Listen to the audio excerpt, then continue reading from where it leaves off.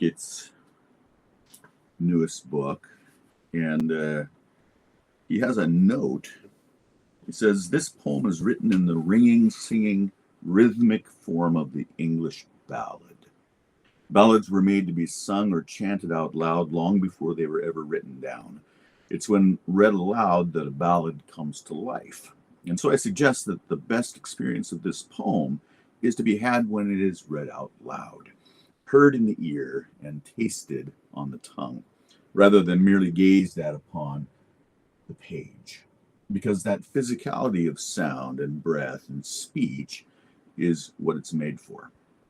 So I thought I'd like to read his prelude. And before I did that, I looked at their copyright page, and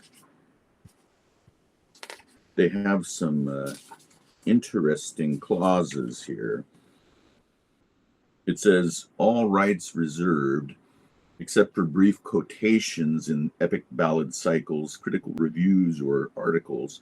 No portion of this book may be reproduced, stored in a retrieval system, drawn from a stone, illuminated by a monastic order, or transmitted in any form or by any means. Electronic, mechanical, photocopy, prophetic vision, recording, scanning, or other, without the prior written permission of the publisher or the publisher's licensed bard."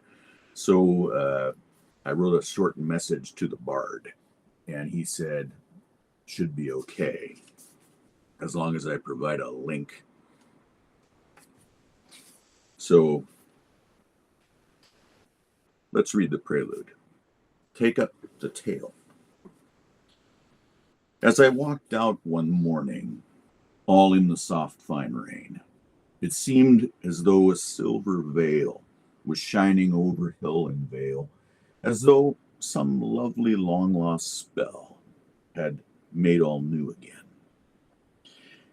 And through that shimmer in the air, I seemed to hear a sound, as though a distant horn were blown in some lost land that I had known, that seemed to speak from tree and stone and echo all around. And with the music came these words, 'Poet, take up the tale. Take up the tale this land still keeps, in earth and water magic sleeps. The dryad sighs, the naiad weeps, but you can lift the veil.'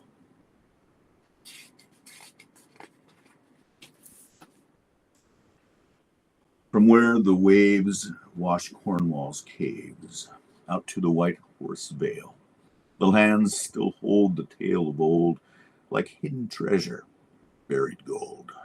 Once more the story must be told. Poet, take up the tale. Tell of the king who will return. Tell of the Holy Grail. Tell of old knights and chivalry. Tell of the pristine mystery of Merlin's Isle of Gramarye. Poet, take up the tale. Take up the tale of courtesy. Take up the tale of grace. Revive the land's long memory. Summon their fair folk, let them be. Something of the fairy, wild and free, still lingers in this place. Lift up your eyes to see the light on Glastonbury Tor. Then come down from that far green hill to where the sacred waters spill, and shine within the chalice well, and listen to their lore. Yea, listen well before you start. Be still ere you begin. See through the surface round about, the noise, the rush, the fear, the doubt. Though modern Britain lies without, fair Logres lives within. You may yet walk through Merlin's Isle by oak and ash and thorn. The ancient hills do not forget, and you might wake their wisdom yet. Who knows what wonders might be met on this midsummer morn? So I have taken up the tale to tell it full and free. The tale that makes my heart rejoice. I tell it, for I have no choice.